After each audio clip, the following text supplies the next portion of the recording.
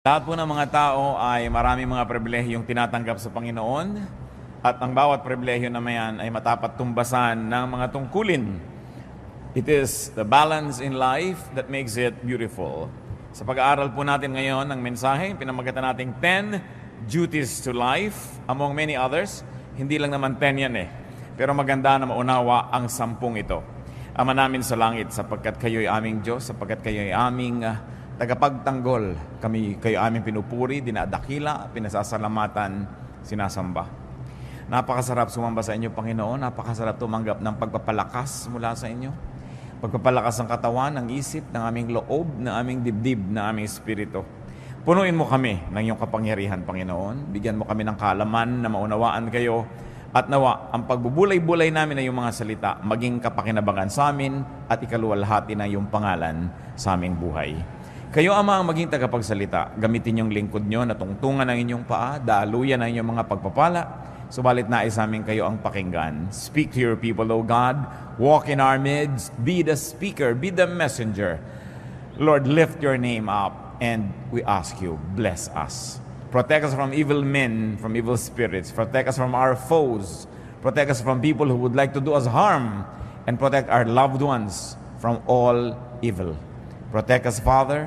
Let your truth reign in our hearts. Heal our infirmities. Strengthen our weaknesses. Paliwanagin niyo po, Panginoon, aming makadiliman. Pagalingin na aming makaramdaman. Ito ang aming dalangin. May pasalamat sa ngalan ng Panginoong Jesus. Amen. Ang mensahe pong ito, ang totoo ay kakambal ng ating mensaheng na ibigay na noon na 10 privileges of life. At ano po ba yung mga pribilehiyo na yan na ating sinariwa noong nakaraan? Some basic privileges of life include breath, sight, touch, taste, smell. Kung tutuusin yung mga basic senses. Privilege also includes movement, especially the imagination that moves not only the body but also the spirits. Humor is privilege, love is privilege, rest, and very especially prayer. Bakit po natin binanggit yung 10 pribilehiyo na yan? Dahil lahat ng tao, irrespective of gender, race, or economic station in life, can have them. May mga ilan-ilan na may kulang-kulang, kung minsan hindi ka nakakaamoy, hindi ka nakakakita, pero hindi naman pwedeng wala lahat yung 10 na yun sa isang tao.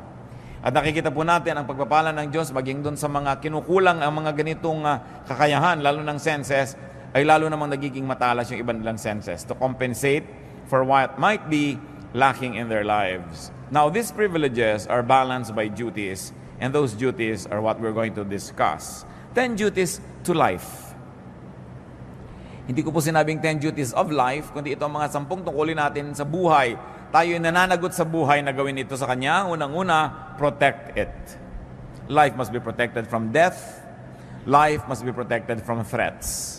Psalm 64 verse 1, Hear me, O God, as I voice my complaint.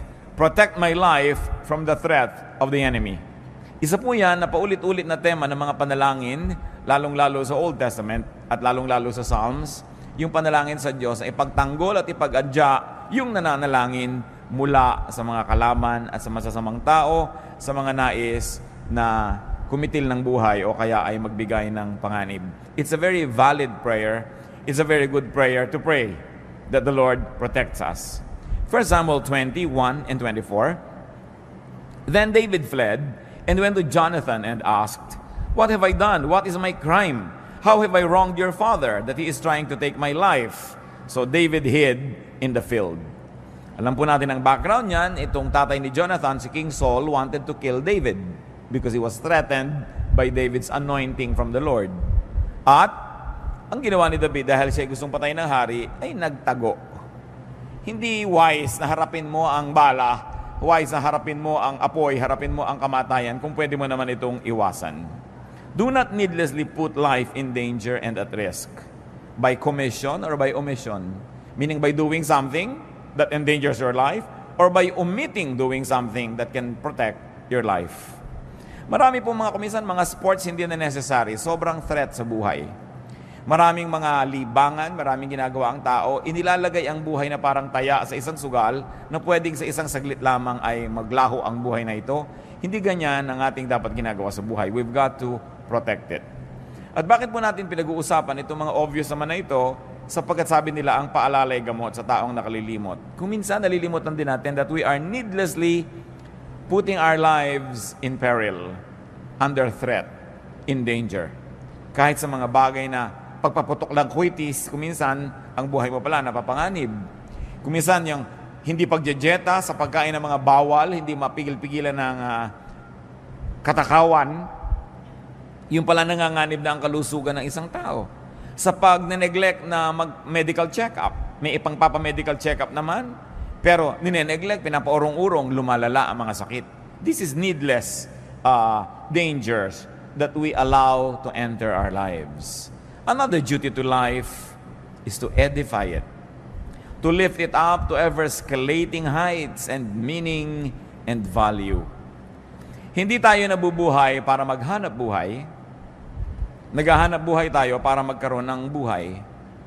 Dapat ang paghahanap buhay, isa lang po yan na kasangkapan, props ng buhay, para magkaroon tayo ng kailangan natin na pera o kaya ay kabubuhay para magkaroon ng tunay na buhay. Ang buhay ay hindi hinahayaang mapanis, yung nandyan na lamang at hindi na umasenso, nabulok na lang, inanay, umatras. Ecclesiastes 1:13, I devoted myself to study and to explore by wisdom all that is done under heaven. So si Solomon, mayaman na, hari na, sindi ka pa mag-aral.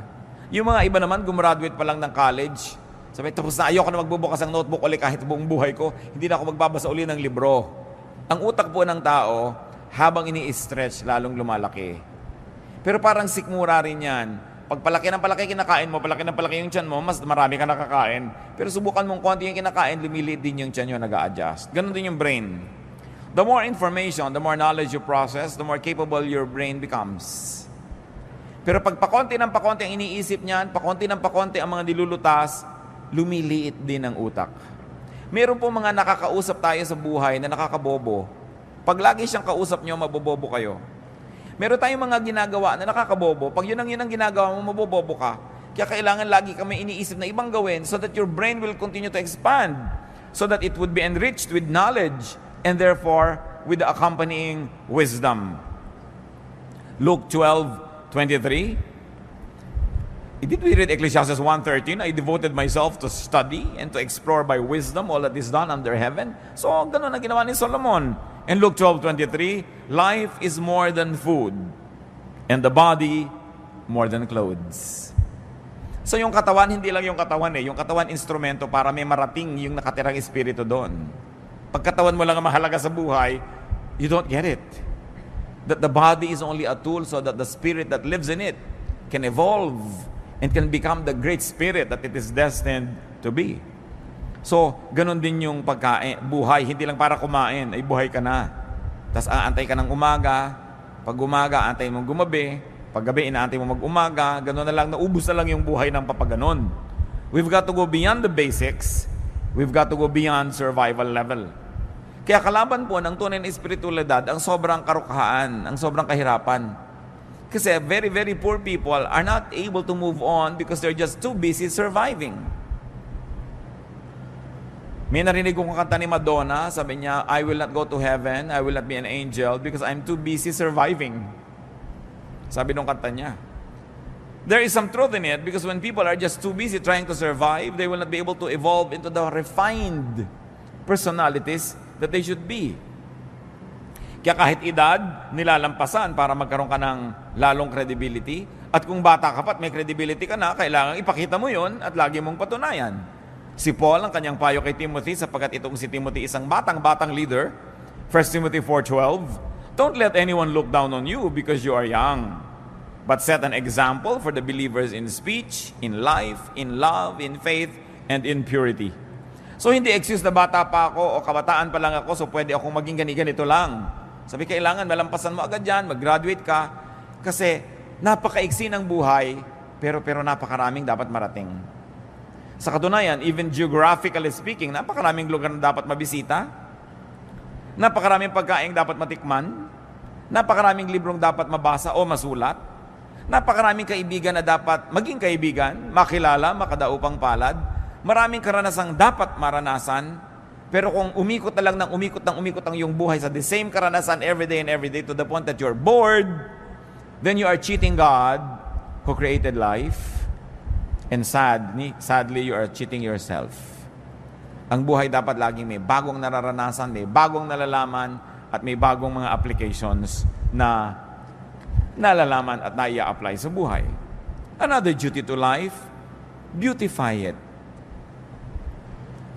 Make life lovelier, nicer, more pleasing to the body, to the soul, to the spirit. Diyan nga magaling ang mga Filipino magpaganda ng isang bagay, ng isang lugar. Pag nakakita ka ng isang babae na yung buhok niya, hindi lang tinalian, yung tali niya, may mga paru-paro, may mga bola-bolang umiikot-ikot, nag-glow-glow in the dark. Filipina yun. No, yung sari-sari ang nakalagay sa ulo. Hindi lang tinalian para huwag maggalawan yung buhok. Decorative pa, beautiful. Si Solomon, na napakatalino, anong ginawa niya? Ecclesiastes 2:4-8. I built houses for myself and planted vineyards. I made gardens and parks and planted all kinds of fruit trees in them. I made reservoirs to water groves of flourishing trees. I bought male and female slaves and had other slaves who were born in my house. I also owned more herds and flocks than anyone in Jerusalem before me.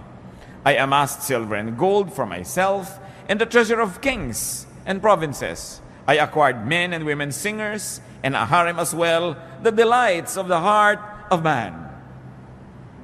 So niya, name it, I had it. Ginawa ko. At hindi maliit na bagay na siya tinawag na matalino. Ang lahat dapat makita ng mata, tiningnan niya. Ang lahat dapat matikman ng labi, natikman niya. Ang lahat dapat mahigaan ng likod, hinigaan niya. At hindi lang ba siya nabubuhay, meron pa siya mga singers. Ngayon, madali yan maglagay ka lang ng iPad, magpatugtog ka ng cassette dyan o video, may tugtog ka na. Pero noong araw, kailangan pa ng mga live orchestra, nilalagyan. Bakit mo nilalagyan ng musika ang buhay? Kasi nagpapaganda yan. Bakit nilalagyan ng kulay ang buhay? Kasi nagpapaganda yan. That's why the eye is able to see many shades of colors. That's why we can appreciate various shades of temperature. Lamig o init. Merong gusto mo kinakain mo na maligamgam, pero merong gusto mo talagang nagbabaga sa init, merong gusto mong nagyayelo sa lamig, and all of that are experiences that human beings were designed by God to explore and to enjoy. So beautify your life. Yung bahay nyo, maliit man, pagandahin. Ang gulo-gulo, ang dami-daming kalat, ang lihim lang yan, marami ka lang kahon. Paglalagay mo lahat sa kahon. Diba? Hindi nakasaburay-ray dyan sa bahay mo lahat ang bagay-bagay. No? Hindi yung ang gulo-gulo. Hindi kailangan ka maging mayaman para maging maganda ang kapaligiran. Nakikita natin kung minsan kahit mga dukha ng mga tahanan, mga lata-lata, nilalagyan ng konting bulaklak, namumulaklak, gumaganda. Beautify your life. Decorate your life. And you know, one of the best decorations of a house are the good friends that visit it. Kaya maganda yung nadadalaw ka, dumadalaw ka. Beauty means balance, symmetry, harmony. Mamamahay na rin lang kayo, linisan na, gandahan na. Magbibihis na rin lang kayo, gandahan nyo na. Kahit naman anong pagsabasamahin yung kulay, pwede. Pero ba't hindi nyo lagyan ng harmony? Pwede namang iplano yan kahit kukunti ang damit ng tao. Tingnan nyo yung kulay na bagay sa inyo at yun ay pagsusuot ninyo. Hindi yung kumisa na pagkakamalaki naglalakad na kortina. O sa lalaki ng checkered, akala ng mga tao, bintana kayo. Sa kailangan, tinitingnan mo, maganda ba to sa akin? Bagay ba to sa akin? Kailangan ay pinapaganda. Hindi lang kasi yun for you to feel good You also minister to others kasi nagagandahan sila sa nakikita nila. It is our ministry to beautify the environment and we are parts of that environment. Lalaki, babae, walang gender issue yung kagandahan. Kaya nga napakaganda po ng wikang Tagalog. Kasi sa atin yung ganda, pang lalaki at pang babae din yan. Sabi natin, magandang lalaki. Di ba? Ganun din tawag natin. Hindi natin hinahati sa gender yung beauty. Because sabi nga ni Mrs. Marcos, a man who does not love beauty is only half a man. Dahil siyempre, kailangan nag-appreciate ka niyan. Another duty to life is to love it. Are you in love with life? Nagigising ba kayo sa umaga sa sabi niyo, I love my life? Mahihiga ba kayong, I love this bed? Kakain ba kayo, I love this plate? O eto na naman, dito na naman ako kakain sa gasgas na plastic na ito. Eh, ba't hindi kayo magpunta ng magandang-gandang plato? O ang dami yung magagandang plato, inaanay doon sa estante, tinitira ng mga bubuyog at gagamba. No? Kailangan gamitin niyo yung mga magagandang bagay na yan. You should love life. Huwag yung gutay-gutay na ang inyong mga tuwalya, tapos ang gaganda nakatago. Aanin nyo yun, di ba? Kailangan gamitin yun. Meron naman kahit tayo hindi mayaman, meron tayo niya magagandang tuwalya, mga pang-derby na mga bedsheet. Gamitin ninyo yan. Kasi pag pinagagamit nyo yan, nakita ng Lord na magagasgas na, makukulangan na, papalitan niya. Kaya kung minsan hindi pinapalitan, hindi naman ginagamit nakareserba. May reserba ka pa, gamitin mo. Subukan mo ang Diyos. Kasi alam nyo kung bakit. Ang Diyos mahilig sa maganda. God is God of beauty. Titingnan mo ang nililikha niya, mga bato, ang mga dahon, ang mga halaman, pati mga hayop. Ang gaganda. Kaya napakalaking kasalanan na pangit. No? Ngayon, yung pangit, hindi ibig sabihin natin ganito ilong mo, ganyan ang buhok mo, pangit ka. No, there's no such thing. Because all human beings were made by God. So, ano man buhok mo, tuwid o kinky, lumalakad man yung suklay pag inilagay mo, o ayaw lumakad. Pag may pumasok na insekto sa loob, di makawala. Maganda ka pa rin dahil Diyos pa rin ang gumawa ng kulot na buhok. Ang point lang, maganda ba yung gupit mo? Bagay ba naman yung ginagawa mong ayos sa iyong sarili? Hindi pinag-uusapan yung height. Anong ginagawa mo sa katawan mo? Pinapabango mo ba yan? Pinapakinis mo? Love life. Kaya alam niyo po, kitang-kita niyo pag ang isang may bahay ay ganado. Pati ang niluluto niya, iba. May mga konti pang dekorasyon. Hindi ba sa inihagis na yung 3 tuyo doon sa, para naka-cross-cross na tuyo doon sa ibabaw ng mesa, wala ba ka-arte-arte? Pero pag ganado ang tao sa buhay, pati kamatis, sinihiwa niya na maganda, naka-arting ganon. Nakakita niyo naman nakakain kayo kumisa nung tinanggal niya yung takip, nakakaantok ang itsura ng ulam. Paano bang ulam ito? Wala namang ka-arte-arte sa buhay. So, love it. Romance life. Romance life. Napakahalaga na ang buhay natin pinapaganda. Do not hate life. Do not dislike and demean life. Do not be rude to life. Alam niyo po ba na yung buhay ay may buhay? Kaya nga buhay siya eh. So kung tayo ay magaspang sa kanya, rude tayo, dinaramdam niya yon. Kung yung buhay ay ating pinababayaan, hindi pinapansin, dinaramdam niya yon. Kung hindi natin inaalagaan at pinapaganda, pinagdaramdam ng buhay. At kung yung buhay mo ang nagdaramdam, ano mangyayari sa buhay mo? Kaya kailangan we romance life. Ecclesiastes 6:3. A man may have 100 children and live many years, yet no matter how long he lives, if he cannot enjoy his prosperity and does not receive proper burial, I say that a stillborn child is better off than he. So nakita niyo po ang mga particulars itong si Solomon hanggang libing. Sabi, kailangan maganda ang libing. Yan ang last statement ng buhay mo. No? Kailangan pinaplano mo rin yan. Dahil gusto mong igalang, maging yung katawan mo na iniwan sa bandong ibabaw. No? Kailangan na inaayos ang buhay, binibigyan mo ng dignity. Kung paano ka uupo, paano mo ginugupit ang iyong buhok, paano mo inilalagay ang bag mo. May mga bag na parang nagtutong na sa lahat ng dumig, kung saan na lang inilalapag, walang galang sa bag. No? May mga gamit na gas kasi hindi ginagalang, hindi nililinis. When you love life, life will love you back. May buhay ang lahat ng bagay. At kahit masabi mo mga bato, mga bakal-bakal na walang sariling buhay, Diyos ang may bigay noon at Diyos ay nagdaramdam. Kung mga binibigyan niya, pinapabayaan lang. Kayo ba? Kung may ibinibigay ka sa mahal niyo sa buhay, tapos hindi inaalagaan, hinahagis-hagis lang dyan, di ba naghihinanakit kayo? Eh ang Diyos na nagbibigay sa atin ng lahat ng tinatangkilik natin. Meron kayong isang leather bag, nakikinis-kinis nyo ba? Napupunas-punasan nyo man lang ba yun? Di ba? Yung bahay ba naman natin, inaayos-ayos natin. Napakahalaga. Psalm 90 verse 12. Teach us to number our days aright, that we may gain a heart of wisdom. Anong hinihiling dito sa panalangin? Turuan niyo po ako, Panginoon, na bigyan ng katuturan ang bawat araw ng buhay ko. Love life by not wasting time. Love life by getting the most out of time. At dyan po tayo lahat pantay-pantay, mga kapatid. Lahat ng tao, tig to 24 hours a day lamang. Tig 7 days a week. Bakit dumadaan ko minsan isang semestre na merong isang estudyante na magiging 4th year na siya, pero ikaw na isang estudyante, 2nd year ka pa rin, Pareho kayong dinaanan ng semestre na yun, ha? Bakit dumadaan ng mga panahon? 7 taon na yung inyong kapitbahay, may aanihin na siyang atis. Kasi nagtanim siya 7 years ago. Ikaw na walang itinanim, titingin-tingin ka lang sa atis niya. Pareho kayong dinaanan ng 7 taon. Pare-pareho po tayong dadaanan ng 5, 10, 15, 20, so and so on, na mga taon. Pero may nangyayari ba sa mga taon na dumadaan sa ating buhay? Nadadagdagan ba tayo ng kaalaman? Nadadagdagan ba tayo ng wisdom? Mas bumubuti ba ang ating puso? Mas bumabait tayo? Mas rumurunong tayo? Yun ang napakahalagang mangyari sa buhay. Love life and live it. Yung buhay dapat ipamuhay. Go gladly through the motions of living. Ano ba yung mga motions of living?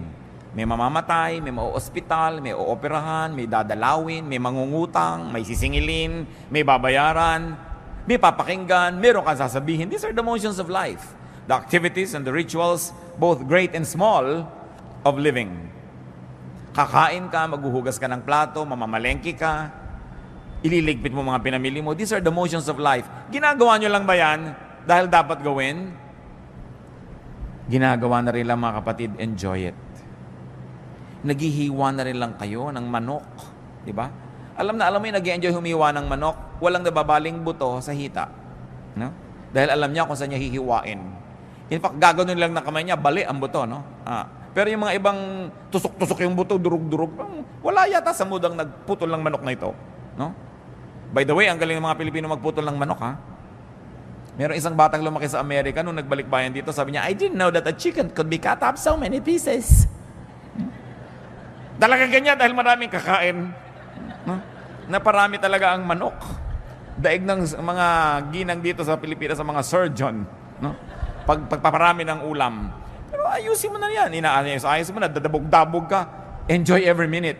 Because if you work for 1 hour or 2 hours, may nililinis ka, hinuhugasan mo yung mga balat ng talaba, o kung ano man yun, at nagdadabog ka, nainis ka, kapatid, ikaw nalugi nun dahil may dumaan na 1 oras na hindi mo na-enjoy.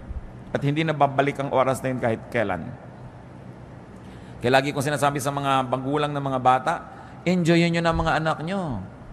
Yung para kayong puno na laging sinasampa ng anak nyo. Pagdating ng araw, ni ayaw niyang makita kayo kasama sa mall. No? So habang laging nakasama, isama ng isama, laging pabuhat ng pabuhat, buhatin. Hindi laging ganyan yan. Dumadaan ang panahon. Mabuti na yung walang pinagsisisihan.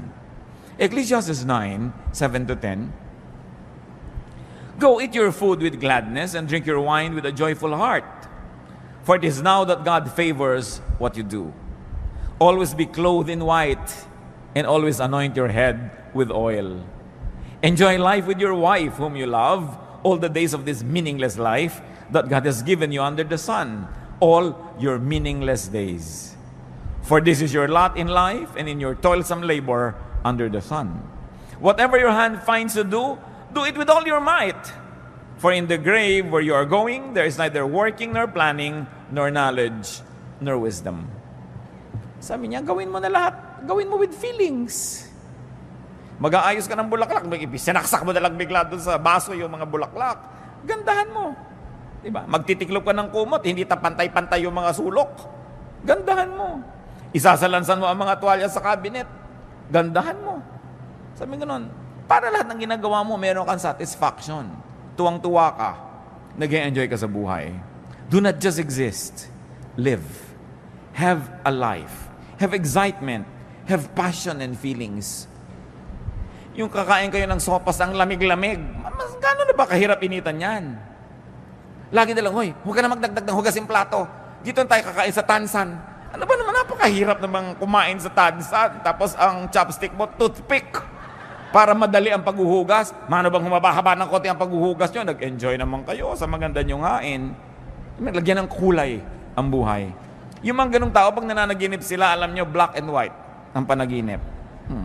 Dahil walang buhay eh. Go gladly through the stages of life. Nagiging bata tayo, nagiging kabataan, nagiging young adult, nagiging mga senior, lahat yan maganda. Kung tayo tumatanda na, don't hang on needlessly to youth because there is enjoyment that is unique. No? to those who are advanced in years. 1 Corinthians 13:11, when I was a child, I talked like a child. I thought like a child. I reasoned like a child. When I became a man, I put childish ways behind me. So may panahon ng lahat. May panahon. Hindi ikinakaila yung edad. Lalo mga Kristiyano, magunos dili kayong birthday. Ilan taon na po kayo? Hindi masabi pag above 50. Dapat very, very gladly you say. Dahil maraming tao hindi nakakaedad na mamatay na. So bawat edad na nadadagdag sa isang buhay ng tao, pinagdiriwang yan, ipinagmamalaki. No? Ipinagpapasalamat, hindi inililihim. Bakit nakakahiyang umidad? This is foolishness. We should be grateful. Every added year is grace from the Lord. Job 14:1-2, man born of woman is of few days and full of trouble. He springs up like a flower and withers away. Like a fleeting shadow, he does not endure. Nakita nyo ang pagpapakita ni Job kasi noong mga panahon na yun, problema siya eh. Niya, buhay, mahirap yan, maiksi, sasandali. And it's true. Bakit ngayon sasayangin ang sasandaling buhay? So be a child, be a youth, be an adult, all in its right time. And another duty to life, which is very much related to what we're saying, is enjoy it. Hindi komo ang isang tao ay makadiyos, ayaw niya mag-enjoy. Ito ang dapat ituwid. Akala nyo ba, pag religyoso ka, walang enjoyment. Puro mga parusa sa sarili, puro pag-aayuno, puro pagtitiis, puro pagtitipid. Enjoy life. Ecclesiastes 8:15, so I commend the enjoyment of life.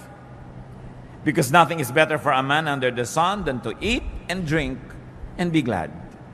Then joy will accompany him in his work all the days of the life God has given him under the sun. Remember, nagsasalita si Solomon na nagtrabaho ha. Sabi niya, I planted vineyards, I made orchards, I made reservoirs, I made houses. Kaya din siya nag-enjoy ng pagkain niya, ng pagpapahinga niya. Pero kung wala kayong ginagawang gano'n, tapos puro enjoyment, hindi rin yan balance. Enjoyment is earned. Ecclesiastes 10:19, a feast is made for laughter, and wine makes life merry. Sabi ganon, magpakasaya kayo. Basta hindi niyo nililimot ang Diyos. Sabi niya, young man, enjoy your life. Just remember that you will face God and you will give an account. Ibig sabihin, huwag mo kakalimutan na may Diyos. Nag-enjoy ka. It's from God. Pero be responsible for the kind of enjoyment that you have because there's going to be accountability also. Life is far from perfect. Don't cry over spilled milk, sabi nga nila. Marami na siguro kayong gatas na naligwak, juice na natapon. Baka naman hanggang ngayon, ipiniiyak nyo pa, tama na. Merong nasayang, pinanghinayangan nyo sandali, tapos tama na, get on with life. Tama na mga sisihan, tama na ang panghihinayang, yung mga if only, if only, if only. Tanggalin nyo na sa inyong lengguwahe mga kapatid yung if only. Kung natapos ko ang aking pag-aaral, yung mga ganyan, if only, pinag-aral ako. Hindi ka nga pinag-aral eh. Anong gagawin mo? Magngungungoy-ngoy ka buong buhay. Di kung gusto mo mag-aral ka ngayon. Ngayon, kung hindi, gumawa ka ng ibang magagawa. Huwag kang laging sisihin yung magulang mo. If only mayaman kami. If only 5'10" ang height ko. If only maputi ako. If only ganyan. Walang mangyayari. Palitan natin yung if only ng napakaganda lalong 2 words, next time. Sabi niya, next time. Kung ikaw ba naman ginawa mo, next time. Dapat ganitong ginawa mo. Tapos na mo, next time, we'll do it. Maganda yan. Dahil meron namang next time eh. Do not wallow in misery. Do not be possessed by regrets.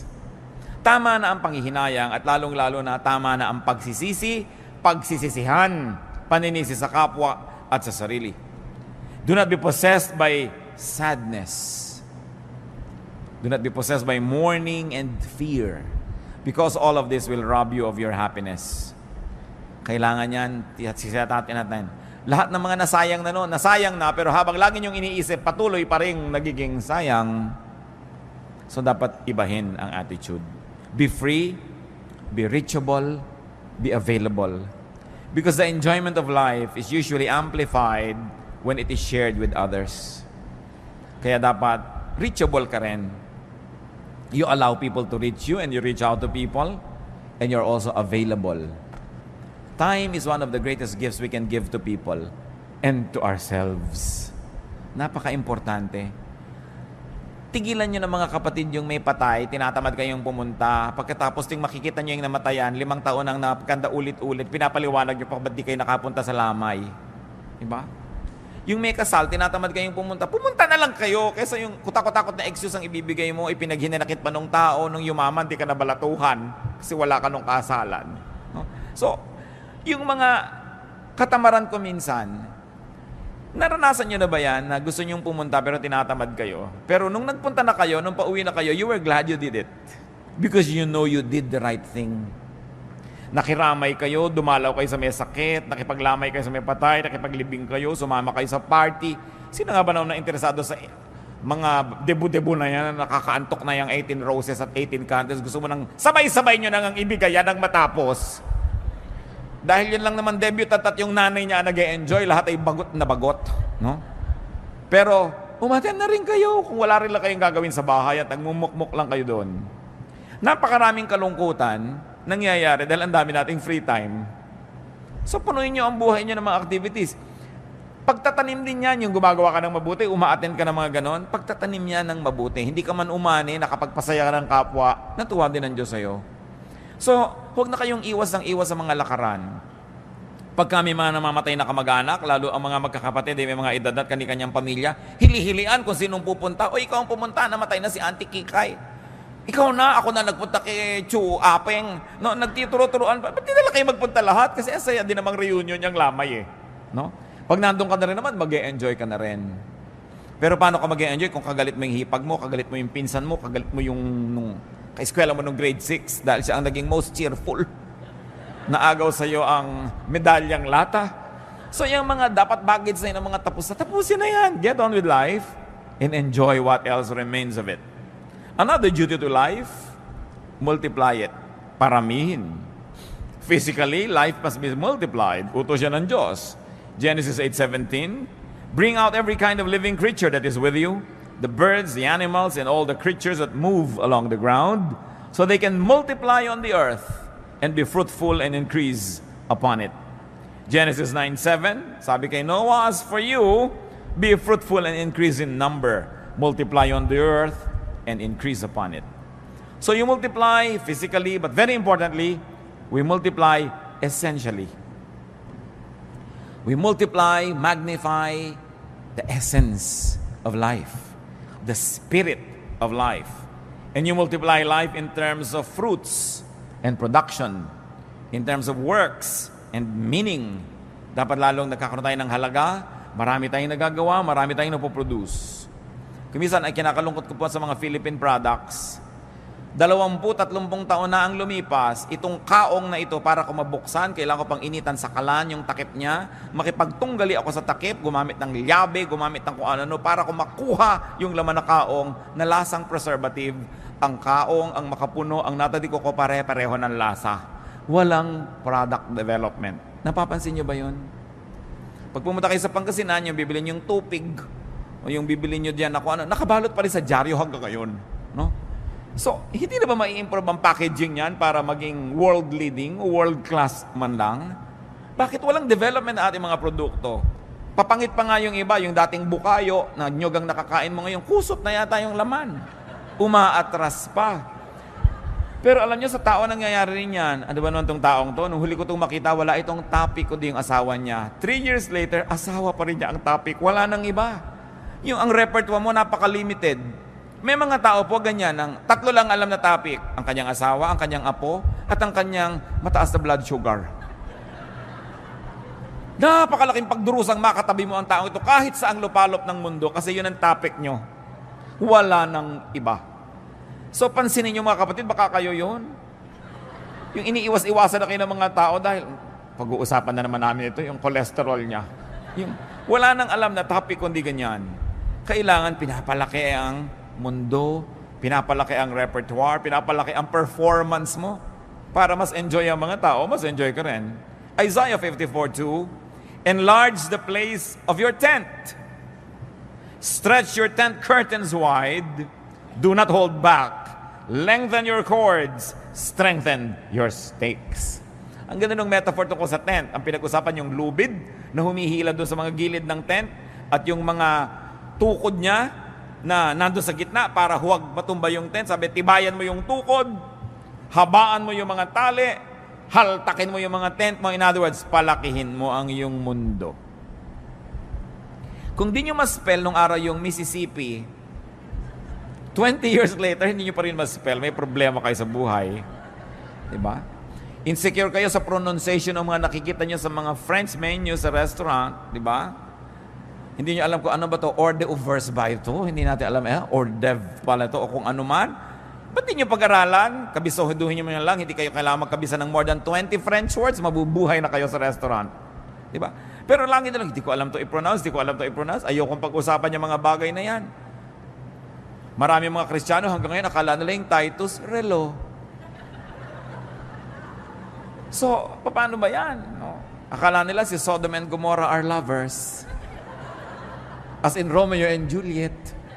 Parang 20 years ago, excusable yan, sister. Pero kung hanggang ngayon, ganun pa rin yung utak mo, napakalaki ng pandarayang ginawa mo sa buhay. Kasi hindi ka umasenso. No? Do more. Plant more. Stretch yourself. Kasi kaya. Nakakita ba kayo ng mga gymnast? No? Minsan tuwan-tuwa ka na, may dala kang platito, hindi nahulog. Pero nakita nyo ba yung may mga 5 platito pinapaikot na ganyan, tapos meron pang mga laman na chandelier yung platito? Tapos nakasakay pa siya sa bisikleta, iisa ang gulong, habang namimisikleta siya sa alambre. Nagagawa ng tao, ba't di mo magawa? Ibig sabihin, nagagawa yan. Pag nagagawa yan ng iba, nagagawa ng lahat. Kaya lang, nag-train siya, nagbuhos siya ng panahon. Kaya huwag na tayo patuloy na magkubli doon sa mga hindi natin magawa. Gawin nyo. Pag-aralan nyo. Yung mga iba, tumanda na lang, ting merong party sa tabi ng swimming pool, hindi ako marunong lumangoy. Parang 10 years ago, nung reunion natin, di ka na rin marunong lumangoy. 10 taon nang lumipas, di ka wala nag-aral lumangoy.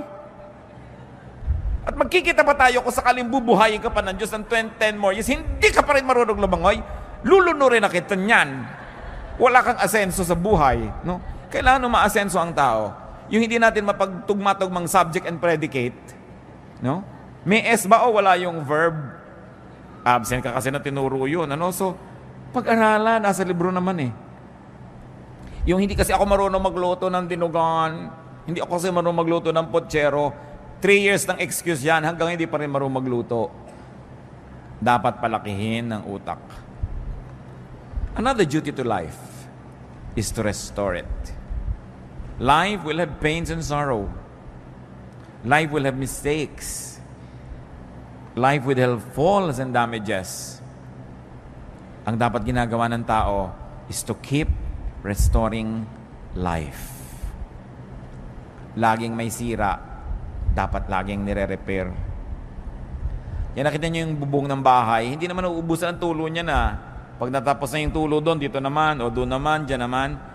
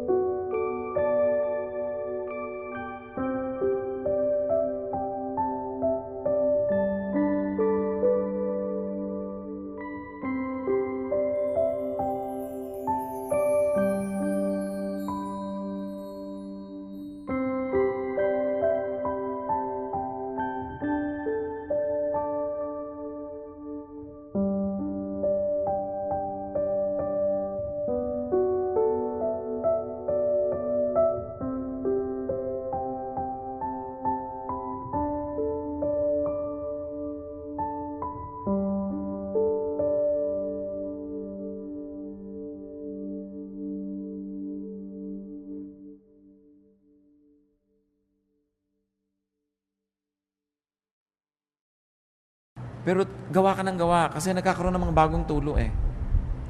Linis ka ng linis kasi nagkakaroon ng bagong dumi. Sulsi ka ng sulsi, nagkakaroon ng mga bagong pilas ang damit. Ngayon, ganoon din ang ating emosyon. Ganoon din ang ating espiritu. Nagkakaroon ng mga bagong kabiguan.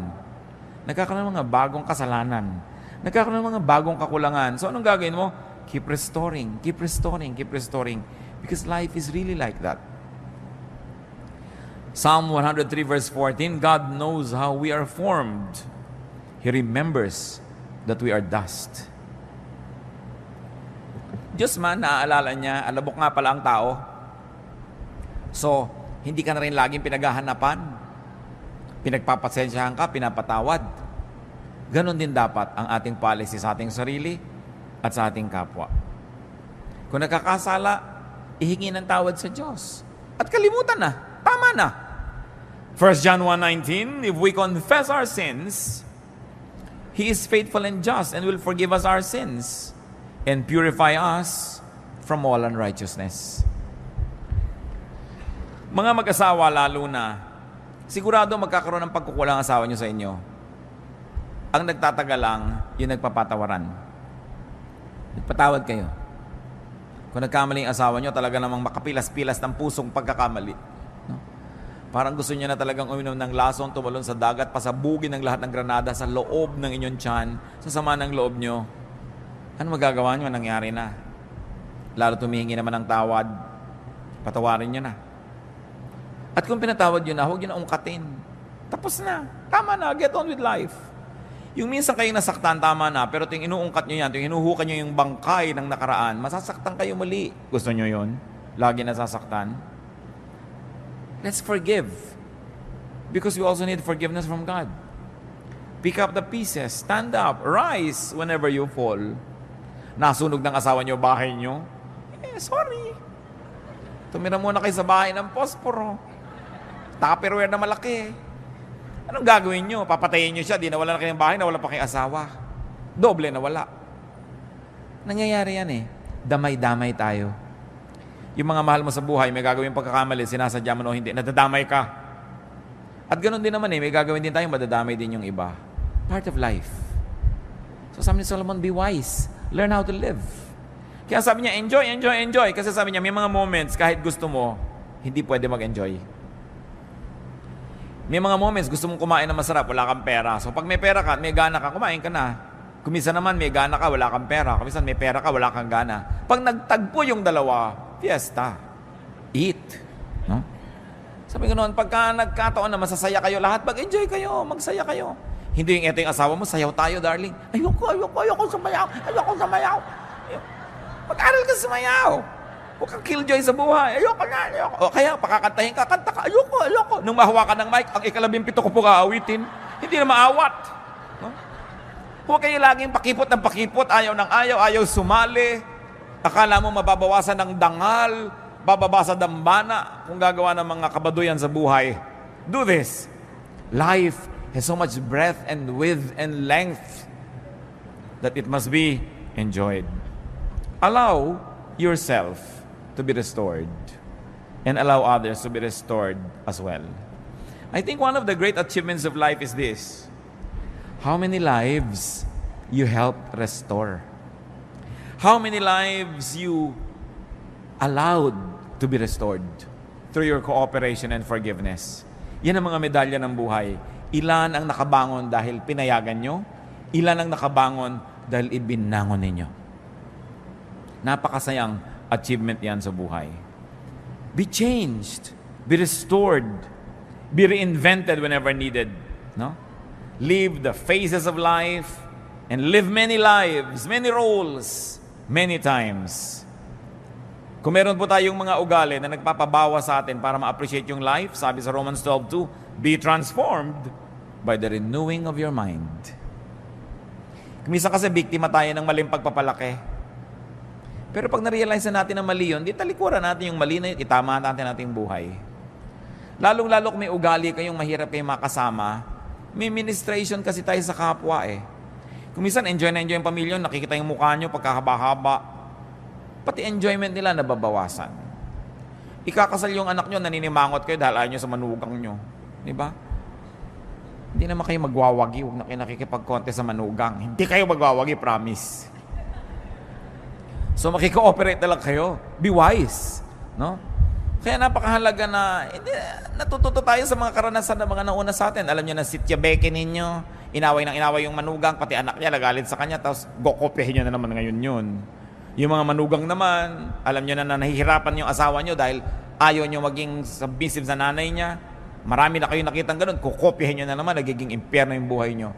Hindi naman tayo kinakapos sa mga halimbawa sa paligid natin. Bakit kinokopya pa natin yun? Yung mga magulang na saksakan ng dadamot sa anak, saksakan ng mga susungit, nakita na natin ang masasamang effect. Tapos kayo na naman, inuulit nyo na naman yun, sungit-sungit nyo na naman. We should learn from many lives that are lived around us so we can save on the tears and the agony. Be transformed by the renewing of your mind. Mga kapatid, kung honest po tayo mismo ang nakakaalam ng mga pangit nating ugali. Lahat ng tao may masagawang ugali. Ang totoo nga, isa yan sa mga katotohanan ng buhay na maraming tao talaga masama ang ugali kesa sa mabuti ang ugali. Diba? Ngayon, ang tingnan natin, masama ba yung ugali ko? Ano ba yung masama sa ugali ko? Paano ko ito ayusin? Huwag natin laging tingnan yung ugali ng iba. Sabi nga, tapat ko, linis ko. Diba? Ugali ko,